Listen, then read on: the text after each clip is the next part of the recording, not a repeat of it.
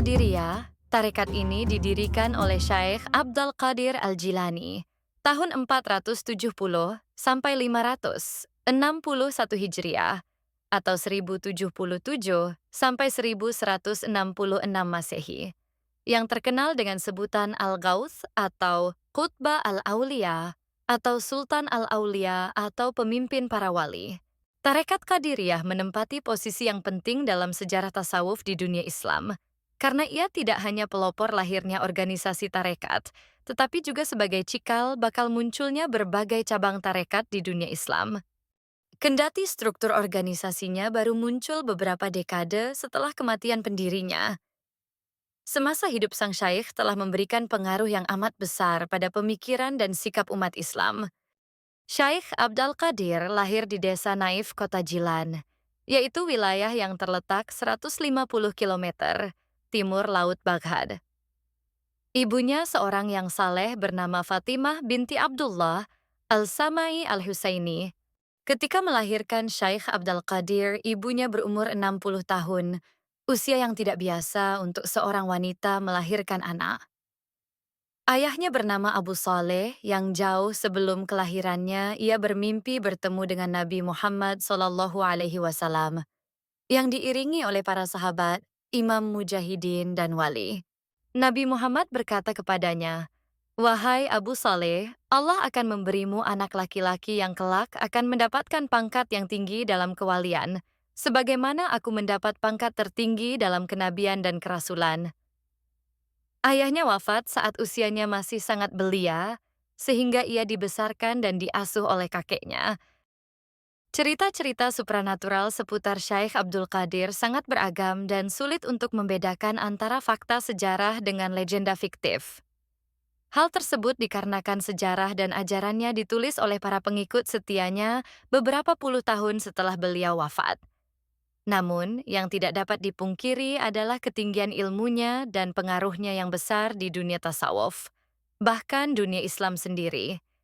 Ia adalah tokoh pembaharu tasawuf dalam Islam, karena sebelumnya spiritualitas Islam bersifat individual, sampai beliau datang dan mendirikan gerakan spiritual yang bersifat masif dan terorganisir dengan baik.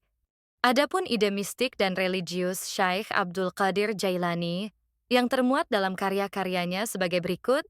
Pertama, Ghunyah li Talib Tariq al-Haq, sebuah karya komprehensif mengenai kewajiban yang diperintahkan agama Islam dan jalan hidup yang Islami.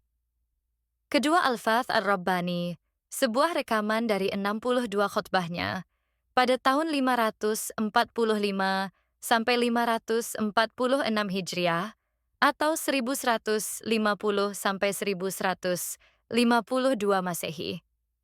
Ketiga, Futuh Al-Ghaib, rekaman dari 78 khotbahnya yang dikumpulkan oleh putranya Abdul Razak. Menurut Syekh Abdul Al-Qadir, kehidupan yang termulia adalah kehidupan orang-orang yang sepenuhnya membaktikan diri pada Tuhan semata. Ajarannya selalu menekankan pada penyucian diri dari nafsu dunia. Karena itu, beliau memberikan beberapa petunjuk untuk mencapai kesucian diri yang tertinggi.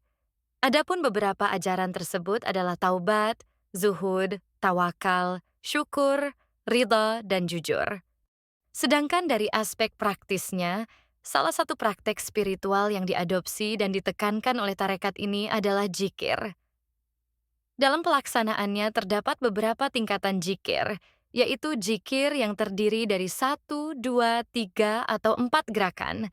Zikir dengan satu gerakan dilaksanakan dengan mengulang-ulang asma Allah melalui tarikan napas panjang yang kuat, seakan dihela dari tempat yang tinggi, diikuti penekanan dari jantung dan tenggorokan, kemudian dihentikan sehingga napas kembali normal. Hal ini harus diulang secara konsisten untuk waktu yang lama. Zikir dengan dua gerakan dilakukan dengan duduk dalam posisi salat, kemudian melantunkan asma Allah di dada sebelah kanan, lalu di jantung, dan kesemuanya dilakukan berulang-ulang dengan intensitas tinggi. Hal ini dianggap efektif untuk meningkatkan konsentrasi dan menghilangkan rasa gelisah dan pikiran yang kacau. Zikir dengan 3 gerakan dilakukan dengan duduk bersila dan mengulang pembacaan asma Allah di bagian dada sebelah kanan, kemudian di sebelah kiri, dan akhirnya di jantung. Kesemuanya ini dilakukan dengan intensitas yang lebih tinggi dan pengulangan yang lebih sering. Sementara itu, jikir 4 gerakan dilakukan dengan duduk bersila, dengan mengucapkan asma Allah berulang-ulang di dada sebelah kanan, kemudian di sebelah kiri, lalu ditarik ke jantung, dan terakhir dibaca di depan dada. Cara terakhir ini diharapkan dapat dilakukan lebih kuat dan lebih lama. Praktik jikir ini dapat dilakukan bersama-sama, dibaca dengan suara keras dan perlahan, sambil duduk membentuk lingkaran setelah salat, pada waktu subuh atau malam hari. Jika seorang pengikut sanggup melantunkan asma Allah 4.000 kali setiap harinya, tanpa putus selama 2 bulan, dapat diharapkan bahwa dirinya telah memiliki kualifikasi untuk meraup pengalaman spiritual tertentu. Proses masuknya Tarekat Qadiriyah di Indonesia dikisahkan lewat penyair besar Hamzah Fansuri. Ia mendapatkan khilafat atau ijazah untuk mengajar ilmu Syekh Abdul Qadir Jailani ketika bermukim di Ayutthaya, ibu kota Muang Thai. Namun, ada pendapat lain bahwa Hamzah Fansuri mendapatkan khilafat di Baghdad. Tetapi yang pasti beliau adalah orang Indonesia pertama yang menganut Tarekat Qadiriyah, dan Qadiriyah adalah tarekat pertama yang disebut dalam sumber-sumber pribumi. Seperti halnya tarekat di Timur Tengah. Sejarah tarekat Qadiriyah di Indonesia juga berasal dari Makkah Al-Musyarrafah. Tarekat Qadiriyah menyebar ke Indonesia pada abad ke-16, khususnya di seluruh Jawa, seperti di pesantren Pegentongan Bogor, Suryalaya, Tasikmalaya, Meranggen Jawa Tengah, Rejoso Jombang, dan pesantren Tebuireng Jombang. Syekh Abdul Karim dari Banten adalah murid kesayangan Syekh Ahmad Khatib Sambas yang bermukim di Makkah, merupakan ulama paling berjasa dalam penyebaran tarekat Qadiriyah. Murid-murid Syekh Sambas yang berasal dari Jawa dan Madura setelah pulang ke Indonesia menjadi penyebar tarekat Qadiriyah. Tarekat ini mengalami perkembangan pesat pada abad ke-19, terutama ketika menghadapi penjajahan Belanda. Sebagaimana diakui oleh Anne-Marie Skimmel dalam bukunya, Mystical Dimensions of Islam, halaman 236, yang menyebutkan bahwa tarekat bisa digalang untuk menyusun kekuatan untuk menandingi kekuatan lain. Juga di Indonesia, pada Juli 1888, wilayah Anyer di Banten, Jawa Barat, dilanda pemberontakan. Pemberontakan petani yang seringkali disertai harapan yang mesianistik, memang sudah biasa terjadi di Jawa, terutama dalam abad ke-19 dan Banten merupakan salah satu daerah yang sering berontak.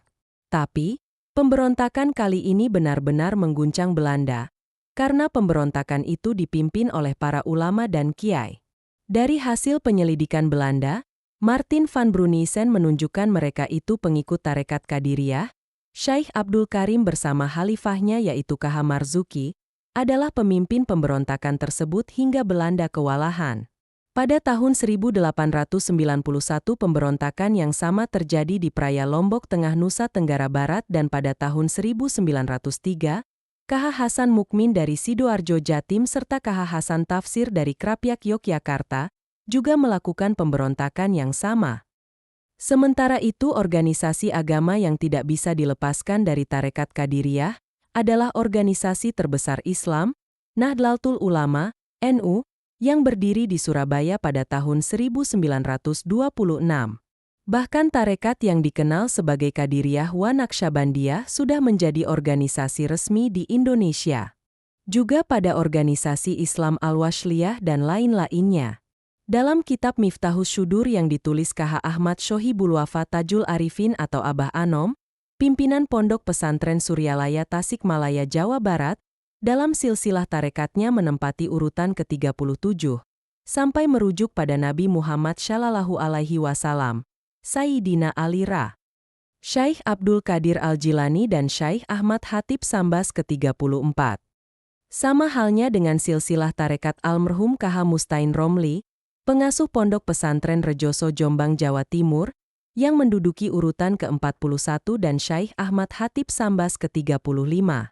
Bahwa beliau mendapat talqin dan bayat dari K.H. Moholil Rejoso, Jombang, K.H. Moholil dari Syekh Ahmad Khatib Sambas Ibn Abdul Ghaffar yang alim dan arif billah telah mempunyai ma'rifat kepada Allah yang berdiam di Makkah di kampung suku Lail. Silsilahnya 1 M. Mustain Romli, 2. Usman Ishak, 3. Moh Romli Tamim, 4. Moh Holil, 5. Ahmad Hasbullah Ibn Muhammad Madura, 6. Abdul Karim, 7. Ahmad Hatip Sambas Ibn Abdul Ghaffar, 8. Syamsuddin, 9. Moh Murad, 10. Abdul Fatah, 11. Kamaluddin, 12. Usman, 13. Abdurrahim, 14. Abu Bakar, 15. Yahya, 16. Hishamuddin, 17. Waliuddin, 18. Nuruddin, 19. Zainuddin, 20.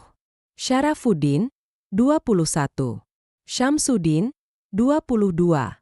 Mohatak, 23.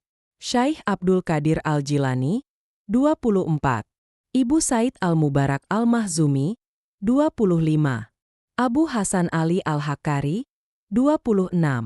Abul Faraj Al-Tusi, 27. Abdul Wahid Al-Tamimi, 28. Abu Bakar Dulafi Al-Shibli, 29.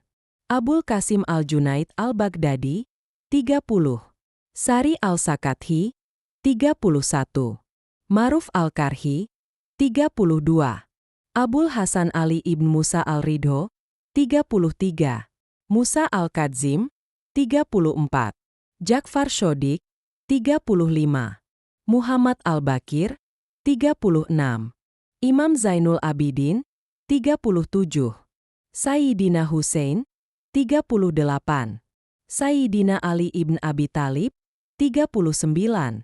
Sayyidina Nabi Muhammad Shallallahu Alaihi Wasallam, 40. Sayyidina Jibril dan 41. Allah Subhanahu wa Ta'ala. Masalah silsilah tersebut memang berbeda satu sama lain, karena ada yang disebut secara keseluruhan dan sebaliknya. Di samping berbeda pula guru di antara para kiai itu sendiri. Gambar yang ada di video hanyalah ilustrasi. Mohon maaf jika ada kesalahan. Terima kasih. See you next time.